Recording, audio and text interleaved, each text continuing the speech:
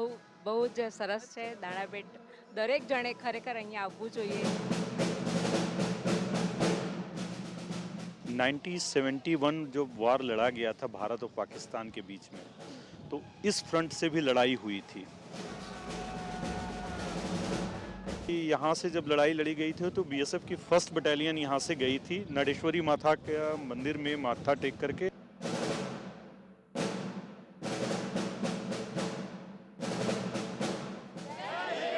जय हिंद की सेना, जय हिंद की सेना, भारत माता की जय।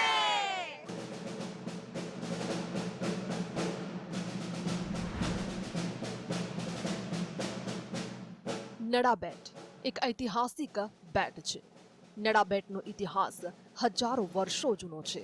નડા બેટ સંત શુરાની ભૂમિ રહી હતી, પણ હવે આ ભૂમિને એક અલગ ઓળખ મળી છે. અહીંયા ભારત પાકની બોર્ડર આવેલી છે, જેને 0 પોઈન્ટ કહે છે. આ બોર્ડર જેનું 1971ના ભારત પાક યુદ્ધમાં મહત્વનો ભાગ રહ્યો હતો.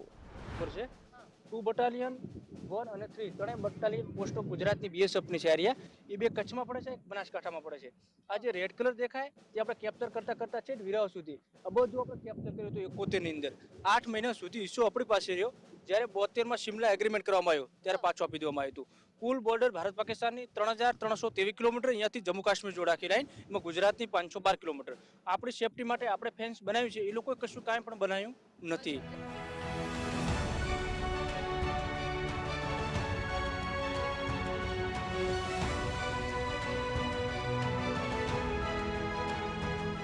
मिटा दिया है वजूद उनका जो हमसे लड़ा है. देश की रक्षा का संकल्प लिए जो जवान सरहद पर खड़ा है. દુશ્મન જ્યારે પાકિસ્તાન જેવો નાપાક દેશ હોય ત્યારે ભારત પાકિસ્તાનની સીમાઓ પર તૈનાત જવાનોની જવાબદારી ખૂબ જ વધી જાય છે. દુશ્મન દેશની દરેક નાપાક ચાલો પર આપણા બીએસએફના જવાનો હાથમાં બંદૂક લઈને આંખનો પલકારો કર્યા વગર બાજ નજરથી પાકિસ્તાનની સરહદો પર નજર રાખી રહ્યા છે. ચીતા જેવી ચાલ, બાજ જેવી નજર, સિંહ જેવી દહાડ, ફોલાદ જેવું શરીર, તપતા રેગિસ્તાનથી બર્ફીલા પહાડ સુધી જેમની દહાડથી દુશ્મનો કાંપી ઉઠે છે, તે છે ઇન્ડિયાની ફર્સ્ટ લાઇન ઓફ ડિફેન્સ, જેમનું એક જ સૂત્ર છે, જીવન પર્યંત કર્તવ્ય. અને જીએસટીવી એક કર્તવ્ય પથ પર આપને લઈ જશે, જ્યાં ખડે પગે દુશ્મનો પર ઘાત નાખીને વીર જવાનો તૈનાત છે, જે દેશની આન બાન શાન છે. નમસ્કાર, હું છું હિના અને અત્યારે પહોંચી ગયા છે ગુજરાતના સરહદી વિસ્તાર એવા નડાબેટમાં. નડાબેટની મુલાકાત લઈશું, 0 પોઈન્ટને પણ નિહાળીશું, સાથે માતાના દર્શન પણ કરીશું, જે નડેશ્વરી માતાના દર્શન કરીને જવાન સરહદ પર ઊભા રહે છે. નડાબેટમાં તમે સીમા દર્શન માટે જતા હો અને સૌથી પહેલા તમને છે ને અહીંયા મિકોઇન MiG-27 જોવા મળશે, જે મૂળ સોવિયત યુનિયનના મિગ ડિઝાઇન બ્યુરો દ્વારા તૈયાર કરવામાં આવ્યું છે.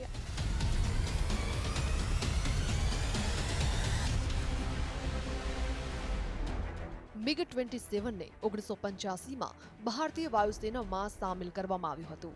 એરક્રાફ્ટે પોતાની ક્ષમતા ગુજરાત, પંજાબ, રાજસ્થાનમાં પ્રદર્શિત કરી છે.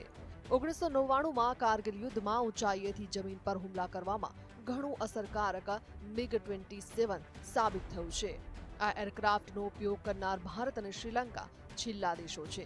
27 ડિસેમ્બર 2020ના રોજ ભારતીય વાયુસેનાએ MiG-27 એરક્રાફ્ટને તેના કાફલામાં એટલે કે સેવામાંથી નિવૃત્ત કર્યો હતો.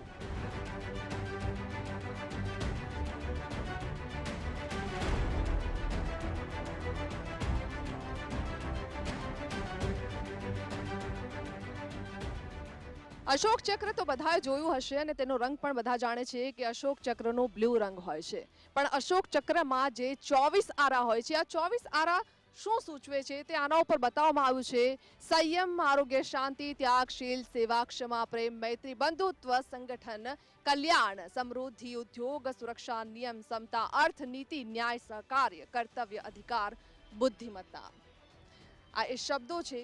આ જે 24 આરા છે એ આ સૂચવે છે કે સંયમ રાખવું જોઈએ, બુદ્ધિમત્તા રાખવી જોઈએ, આરોગ્ય અને આવા અનેક એવા શબ્દ છે જે આપણા જીવનમાં આપણને લાગુ પડે છે અને આ તમામ શબ્દો સાથે સૈનિકની મનોદશા પણ જોડાયેલી હોય છે અને એ જ મનોદશા સાથે સરહદ ઉપર સૈનિક તૈનાત હોય છે.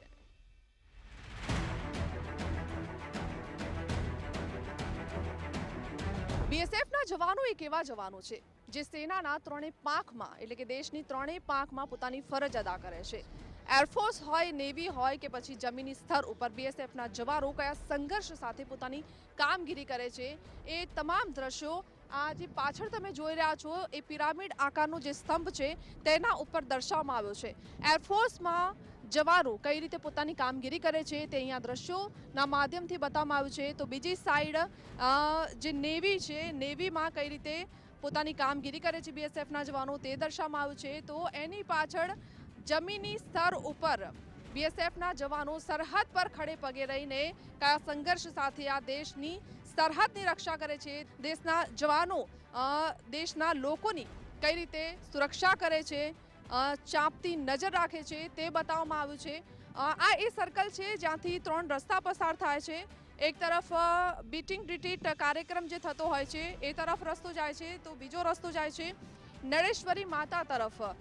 જે મંદિર છે એ નળેશ્વરી માતાનું મંદિર છે કે જ્યાં જવાનો પૂજા પાઠ કરતા હોય છે ને ત્યાર પછી 0 પોઈન્ટ ઉપર જઈને સરહદ ઉપર ખડે પગે રહીને ચાંપતી નજર રાખે છે, પોતાની ડ્યુટી બજાવે છે. અને ત્રીજો રસ્તો જાય છે ઇન્ડો પાક જે સરહદ આવેલી છે તે સરહદ એટલે કે 0 પોઈન્ટ જે આપણે કહીએ છીએ તે 0 પોઈન્ટ તરફ જવાનો રસ્તો છે.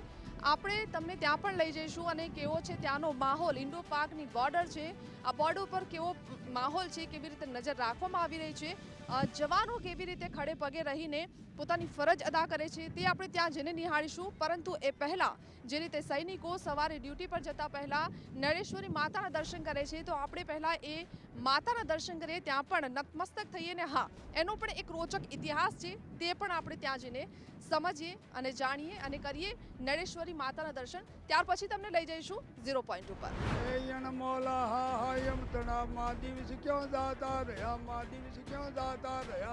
1965 હોય કે 1971, એક અદ્રશ્ય શક્તિ યુદ્ધમાં આ જવાનોની હંમેશા રક્ષા કરી છે. કહેવાતા શબ્દો પ્રમાણે નળેશ્વરી માતાએ આ જવાનોને માર્ગ બતાવી રક્ષા કરી હતી. બીએસએફના જવાનો પહેલો પ્રસાદ માતા નળેશ્વરીને અર્પણ કરે છે, માતાજીને નતમસ્તક થાય છે અને ત્યારબાદ એક જવાન પોતાના દિવસની શરૂઆત કરે છે. કારણ કે તેમને આસ્થા છે કે માં નળેશ્વરી સરહદ પર દુશ્મનોની સામે દુર્ગા બનીને પોતાના બાળકોની રક્ષા કરે છે.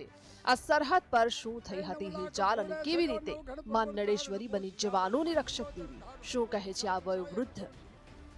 જ્યારે 71ની લડાઈ થઈ ત્યારે ટ્રસ્ટના પ્રમુખ ભણાભાઈ રાજપૂતા બેઠા હતા અને લક્ષણના કર્નલે આવીને વાત કરી 300 ગાડી લઈને બાપુ મરવાનો છો તો કે તમે માતાને દીવો કરો. માતાને દીવો કર્યો અને 300 ગાડીમાંથી દીવો છો. આપણો લશ્કર આગળ વધ્યું, એક દિને એક રાત કરાચી લગભગ પહોંચી ગયું.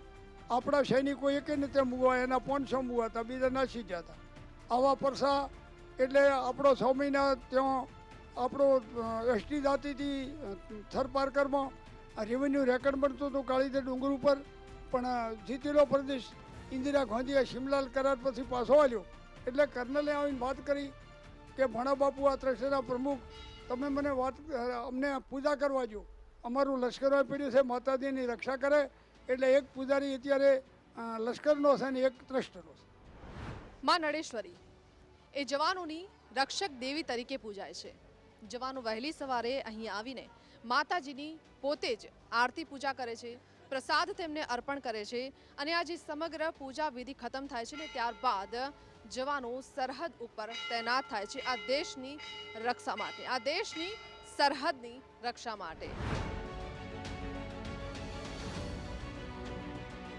નળેશ્વરી માતાના દર્શનથી 0 પોઈન્ટ પર રવાના થતા આ 25 કિલોમીટરના અંતરમાં રસ્તામાં તમને અનેક મિસાઇલ અને ટેન્ક જોવા મળશે, જેમાં P-20 એન્ટી-શિપ મિસાઇલ જે સોવિયત યુનિયન દ્વારા 1970માં વિકસિત કરવામાં આવી હતી, જેની ઓપરેશન રેન્જ 89 કિલોમીટરની છે.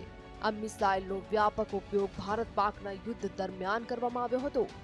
ટોર્પિડોઝ મિસાઇલ જેને સરફેસ શિપ્સ અને સબમરીન માટે ડિઝાઇન થયેલી છે, 25 BDR આ બંદૂક વર્ષ 1940માં યુનાઇટેડ કિંગડમ દ્વારા બનાવવામાં આવી હતી, જેનો ઉપયોગ બીએસએફમાં વર્ષ 1991 થી 2011માં થયો હતો. થોડા આગળ જતા તમને એક ટેન્ક પણ જોવા મળશે. ઝીરો બોર્ડર તરફ જાઓ એટલે કે ઇન્ડો પાકિસ્તાનની જે બોર્ડર છે ત્યાં જાઓ, એ રસ્તામાં એક વિશાળ ટેન્ક તમને જોવા મળશે. આ ટેન્કનું નામ છે ટેન્ક T-55. આ ટેન્કનું ખૂબ મહત્વ રહેલું છે 1965ના યુદ્ધમાં. 1965માં જ્યારે ભારત અને પાકિસ્તાન વચ્ચે યુદ્ધ જામ્યું હતું ત્યારે પાકિસ્તાની સૈનિકોને ઠાર મારવા માટે ભારતીય સૈનિકોને ખૂબ જ વધારે શસ્ત્રોની જરૂર હતી. ત્યારે એ વખતે એવા કોઈ સાધનો નહોતા કે આપણે મોટા પ્રમાણમાં આપણે જે હથિયારો છે તે ભારતીય સૈનિક સુધી પહોંચાડી શકે. ત્યારે આ ટેન્કનો ઉપયોગ કરવામાં આવ્યો હતો, એટલે કે ટેન્ક T-55નો ઉપયોગ કરવામાં આવ્યો હતો અને આ ટેન્કમાં જ શસ્ત્ર સરંજામ ભરીને સૈનિકો સુધી પહોંચાડવામાં આવ્યો હતો. એટલે 1965માં આ ટેન્કનો ખૂબ જ મહત્વનો રોલ રહેલો છે.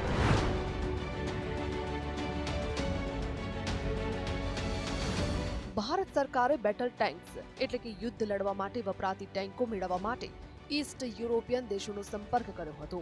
1966-77ના ગાળા દરમિયાન ટેન્ક T-55 ખરીદવામાં આવી હતી, જેમાં રશિયા પાસેથી 661 ટેન્ક, પોલેન્ડ પાસેથી 300 ટેન્ક, ચેકોસ્લોવાકિયા પાસેથી 99 ટેન્ક ખરીદવામાં આવી હતી. માનવામાં આવે છે કે ટેન્ક T-55ની વપરાશ ક્ષમતા 15 વર્ષ સુધીની હોવી જોઈએ.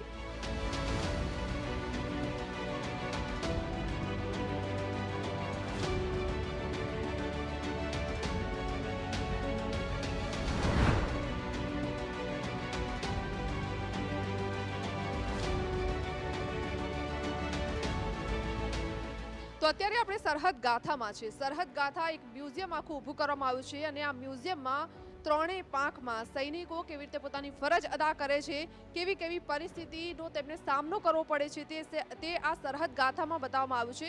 અહીંયા આપણે મારી પાછળ તમે જુઓ તો પૂર્વોત્તરના ગાઢ જંગલો છે. આ ગાઢ જંગલો વચ્ચે પણ સૈનિકો કેવી રીતે પોતાની ફરજ અદા કરે છે તે દર્શાવવામાં આવ્યું છે. કેવી ચાંપતી નજર રાખે છે તે પણ બતાવવામાં આવ્યું છે. બીજી તરફ અહીંયા જે જમ્મુ કાશ્મીર અને બર્ફીલા પ્રદેશ છે, આ બર્ફીલા પ્રદેશમાં પણ -ડિગ્રીમાં પણ કેવી રીતે સૈનિકો દુશ્મનો ઉપર ઘાત રાખીને બેઠા હોય છે અને તેમની ઉપર નજર રાખે છે તે પણ અહીંયા ખૂબ સારી રીતે સમજાવવામાં આવ્યું છે. નાના બાળકો પણ જો કદાચ અહીંયા આવે તો સારી રીતે સમજી શકે છે કે કોઈ પણ સરહદ હોય, એ પછી ગાઢ જંગલોવાળી સરહદ હોય કે પછી એરફોર્સ હોય, નેવી હોય, કોઈ પણ ભારતની સરહદમાં આ જ રીતે ડટીને બેસીને અને ઊભા રહીને ચાંપતી નજર રાખીને, બાજ જેવી નજર રાખીને પણ દુશ્મનોને માત આપે છે.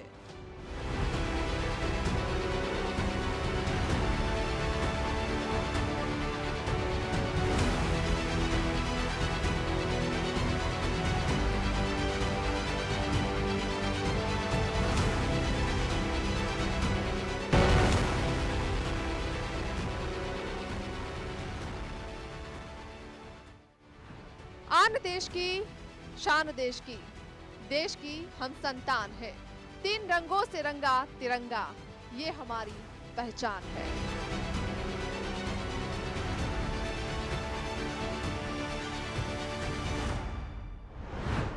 દેશના સપૂતોની શહાદતની વાત હોય કે શૌર્યતાની કહાની દેશ સુધી પહોંચે તે માટે નડાબેટ સીમા દર્શનનું આયોજન કરવામાં આવ્યું છે.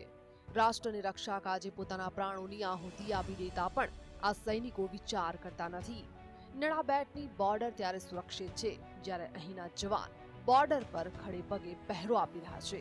જીએસટીએ પણ આ બોર્ડરની મુલાકાત લીધી, એ સૈનિકો સાથે વાતચીત પણ કરી અને જાણ્યું કે કેવી રીતે સરહદ પર આ સૈનિકો ખડે પગે દુશ્મનો ઉપર ઘાત લગાવીને બેઠા છે અને આપણા દેશની રક્ષા કરી રહ્યા છે. જવાનોના મનમાં માતૃભૂમિની રક્ષા એ જ જીવન પર્યંત કર્તવ્ય બની રહ્યું છે. ભારત માતાના લાડલા ભારત માતા માટે કંઈ પણ કરી છૂટે તેવો જુસ્સા અમને આ જવાનોમાં જોવા મળ્યો હતો. ઝીરો પોઈન્ટ ઉપર અત્યારે આપણે પહોંચી ગયા છીએ. ઝીરો પોઈન્ટ એટલે કે ઇન્ડો પાકિસ્તાનની આ બોર્ડર છે, આ તરફ ઇન્ડિયા છે અને પેલી તરફ પાકિસ્તાન છે. આ ઇન્ડો પાકિસ્તાનની આ બોર્ડર છે. અહીંયાથી આપણે વાત કરીએ તો પાકિસ્તાન માત્ર 150 મીટર જ દૂર છે. એટલે કે કોઈ હલચલ જો કદાચ જોવા મળે કે કોઈ વ્યક્તિ ત્યાંથી આ તરફ આવતું હોય તો અહીંયાથી નજર રાખવામાં આવે છે. અહીંયા સૈનિકો દિવસ રાત ડ્યુટી પ્રમાણે અહીંયા બિરાજમાન હોય છે. તો આપણી સાથે રીતેશ રંજનજી આપણી સાથે ઉપસ્થિત છે ને એમની પાસેથી જાણીએ કે આ નડાબેટ સરહદનું કેટલું મહત્વ છે. સર, ખાસ करके इस जो ये बॉर्डर है नड़ाबेट, इसका क्या महत्व है?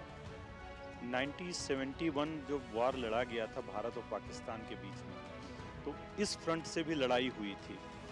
और आपको जानकर के बड़ी खुशी होगी कि यहाँ से जब लड़ाई लड़ी गई थी तो बीएसएफ की फर्स्ट बटालियन यहाँ से गई थी. नडेश्वरी माता के मंदिर में माथा टेक करके यहाँ से आगे बढ़ी थी और उस लड़ाई में बीएसएफ ने, भारत ने जीत पाई थी. और 2 महीने तक जो पाकिस्तान का नगर पारकर जगह है वहाँ पे गुजरात गवर्नमेंट के डीएम और एसपी बैठे थे. बाद में शिमला समझौते में वो इलाका हम लोगों ने पाकिस्तान को दिया था. तो इसी वजह से इस इलाके का हिस्टोरिकल बड़ा इम्पोर्टेंस है. सर, कभी यहाँ पे ऐसा हुआ है कोई ऐसी हलचल या कोई अघटित घटनाएं यहाँ पे बनती हुई, ऐसी कोई हलचल दिखने को मिलती है पाकिस्तान की तरफ से? नहीं, जब से तारबंदी हुई है तब से यहाँ पे कुछ नहीं है. बट जब तारबंदी नहीं थी तो पहले बताते हैं कि यहाँ पे लोग इधर से उधर और उधर से इधर हुआ करते थे. लोगों के आपसी संबंध भी थे. बट जब से तारबंदी हो गई तब से कुछ भी नहीं हुआ. ये इलाका शांत है. सर, खास करके ये पूछना चाहूँगी कि जिस तरह से हमारे नौजवान सैनिक हैं वो सरहद पर खड़े रहते हैं, धूप होती है, बर्फ होती है और ऐसी कई परिस्थितियाँ होती है, वहाँ डटकर वो सामना करते हैं दुश्मन का, तो कितना कठिन होता हो? भारत पाकिस्तान और भारत बांग्लादेश बॉर्डर में कई तरह की विभिन्नताएं हैं. अभी आप गुजरात में आई हैं इसलिए यहाँ पे आप देख रही हैं कि यहाँ पे बहुत ज़्यादा गर्मी है, टेम्परेचर काफ़ी ज़्यादा होता है, हवा काफ़ी तेज़ चलती है. लेकिन इसके अलावे भी जब हमारी पूरी सर्विस है तो हमारे लिए कहीं भी आसान परिस्थिति नहीं है. कहीं हम बर्फ़ में ड्यूटी कर रहे होते हैं, कहीं हम जंगल में ड्यूटी कर रहे होते हैं. जहाँ प्लेन एरिया है वहाँ पे स्मगलर के द्वारा काफ़ी तरह की दिक्कतें आती हैं. तो हम लोगों को तो दिक्कतों से सामना करने की आदत पड़ गई है और हम लोग यहाँ ज्वाइन करने से पहले ही मानसिक रूप से तैयार होते हैं कि हमें यही परिस्थिति मिलने वाली है. तो हम लोगों को ये पार्ट ऑफ लाइफ लगता है ये तो नॉर्मल, यही है हमारी ड्यूटी. જય હિન્દ સર. जय हिंद. અનેકતામાં એકતા મારા દેશની શાન છે અને એટલા માટે ભારત દેશ મહાન છે. મહામૂલી આઝાદી દેશના જવાનોએ શહીદી વહોરીને અપાવી છે અને આઝાદી અનેક શહીદ જવાનોના નામે છે. 15 ઓગસ્ટ સ્વતંત્રતા દિવસ જેને ખૂબ જ ઉત્સાહ સાથે આખો દેશ મનાવે છે. 1947માં ભારત દેશ આઝાદ થયો તેની ખુશીમાં આપણે 15મી ઓગસ્ટને મનાવીએ છીએ. પરંતુ જીએસટીવીની ટીમ આ વખતે પહોંચી એ સરહદ પર જ્યાં ભારતીય જવાનો આજે પણ દેશની રક્ષા માટે ખડે પગે છે. એક રાષ્ટ્રના રૂપમાં ભારત હંમેશા વીરતા અને બલિદાનના ગુણોવાળા લોકોની સરાહના અને સન્માન કરતું આવ્યું છે. સમયની સાથે સાથે ભારત એવા પુરુષો અને મહિલાઓને જન્મ આપ્યો છે જેમણે સૌથી વધુ બહાદુરીનું પ્રદર્શન કર્યું છે અને પોતાના આત્મ બલિદાન દ્વારા એક ઉદાહરણ સ્થાપિત કરતા દેશની આંતરરાષ્ટ્રીય સીમાઓ અને તેમની સંપ્રભુતાની રક્ષા કરી છે. આ કાર્યને પૂરું કરવા રાષ્ટ્રવાદ, વીરતા અને બલિદાન જેવા ગુણોની જરૂર હોય છે તેવા સપૂત ભારતની ભૂમિને મળ્યા છે અને આ દેશની સરકારે ભારત માતાએ તેમની કદર કરી છે. જેને લઈને નડાબેટમાં એક એવો ભાગ છે કે જ્યાં બીટિંગ રિટ્રીટ કાર્યક્રમ યોજાય છે. ભારત પાક સરહદ પર આવેલા નડાબેટમાં જવાનો દ્વારા કરવામાં આવતી પરેડ જોવા માટે જે દરરોજ સૂર્યાસ્ત પહેલા કરવામાં આવે છે. તો બાળકો ડોગ સ્ક્વોડની કામગીરી જોઈને પણ ચીચિયારી પાડીને દેશની રક્ષા કાજે તેમની કામગીરીની પ્રશંસા કરતા હોય તેવું દ્રશ્ય પણ જોવા મળે છે.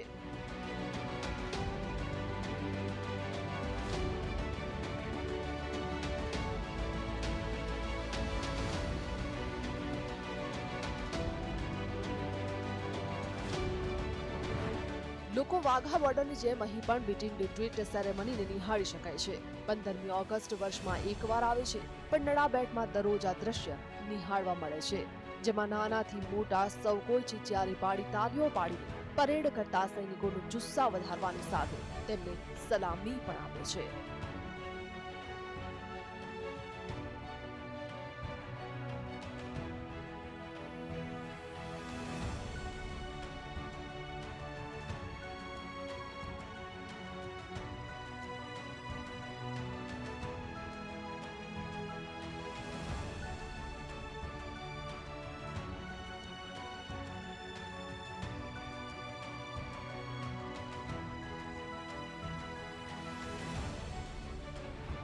તો બીટિંગ રિટ્રીટ જોવા માટે દૂર દૂરથી લોકો અહીંયા આવે છે. આમ તો વાઘા બોર્ડર લોકોને જવું પડતું હોય છે, પણ હવે વાઘા બોર્ડર જવાની જરૂર નથી, કારણ કે અહીંયા તમને બીટિંગ રિટ્રીટ જોવા મળતી હોય છે. આપણી સાથે કેટલાક લોકો જે અહીંયા જોવા માટે આવ્યા હતા, એમને આપણે પૂછીએ કેવું લાગ્યું તમને. બહુ સરસ. જિંદગીમાં એમ થાય કે એક્સટેલેન્ટ જોવા લાયક છે, કે એક વખત તો જોવું જ જોઈએ. મને પોતાનું હતું 10 મિનિટ અમે લેટ પડ્યા હતા, જો મિસ થઈ ગયું તમને આખી જિંદગી સુધી વસો રહી જાત કે ફરીથી ક્યારે આવો તમે આ વસ્તુ જોવા. બહુ જ સરસ મજા આવી અમને. શું કહેશો દેશના સૈનિકો માટે? આવનારા દિવસમાં 15મી ઓગસ્ટનો પર્વ આવી રહ્યો છે અને અત્યારે અમે આજે પરેડ જોઈને અમે લોકો બહુ જ ખુશ થયા. અમે અમદાવાદથી આવ્યા છે બધા. આપે જે કીધું એ આખા દેશ માટે એટલી ગર્વની વાત છે કે એના માટે શબ્દ જ નાના પડે છે કે શું કહેવું, એ અઘરું થઈ પડે.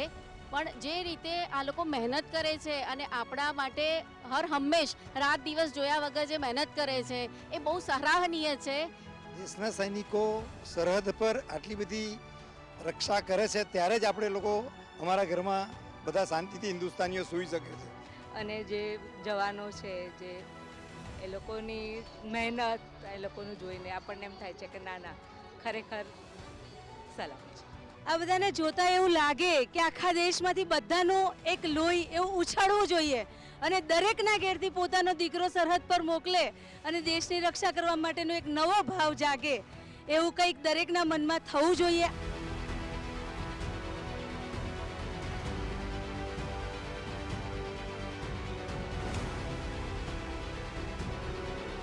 તો કોઈ પણ પરિસ્થિતિ હોય, એ દરેક પરિસ્થિતિમાં સૈનિક દેશની રક્ષા કરવા માટે સરહદ ઉપર તૈનાત હોય છે. દિવસ જોતો નથી કે રાત જોતો નથી, બસ એના નજરમાં અને એનું લક્ષ્ય માત્ર એક જ હોય છે, ભારત માતાની સુરક્ષા, દેશવાસીઓની સુરક્ષા. આ સાથે હવે મને રજા આપશો. જય હિન્દ.